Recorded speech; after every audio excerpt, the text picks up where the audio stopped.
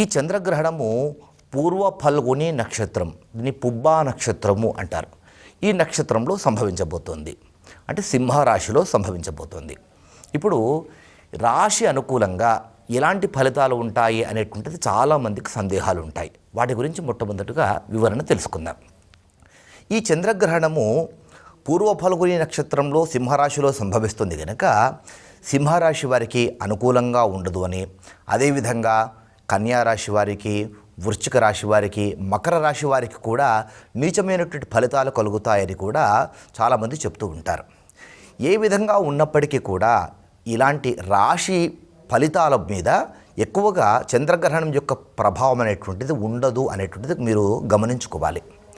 ఎలా ఉన్నప్పటికీ కూడా మంత్ర సాధన వల్ల, దైవ నామస్మరణ వల్ల దోషాలు ఏవి కూడా మన దరిదాపుల్లోకి రావు. ఇక చంద్రగ్రహణం సంభవించేటువంటి రోజున దినచర్య ఏ విధంగా ఉండాలి అంటే ఇంట్లో దీపారాధన మొదలైనటువంటి వాటి గురించి ముందుగా తెలుసుకునే ప్రయత్నం చేస్తే, ఈ మార్చి 3వ తేదీన చంద్రగ్రహణం యొక్క సమయాన్ని మొట్టమొదటి దృష్టిలో పెట్టుకుంటే మధ్యాహ్నం 3:15 చంద్రగ్రహణం యొక్క స్పర్శ ప్రారంభమవుతుంది. 5:03 వరకు మధ్యకాలము, ఉన్మీలన కాలము అని చెప్తారు. చంద్రగ్రహణం యొక్క పుణ్యకాలము, వదిలేటువంటి కాలం అంటే చంద్రగ్రహణం వదిలేటువంటి సమయం వచ్చేసి రాత్రి 6:47 రామారమి.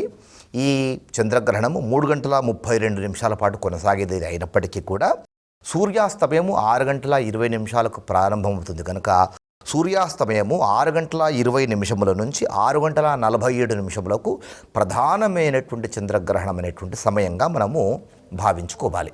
ఇది గ్రహణం పట్టేటువంటి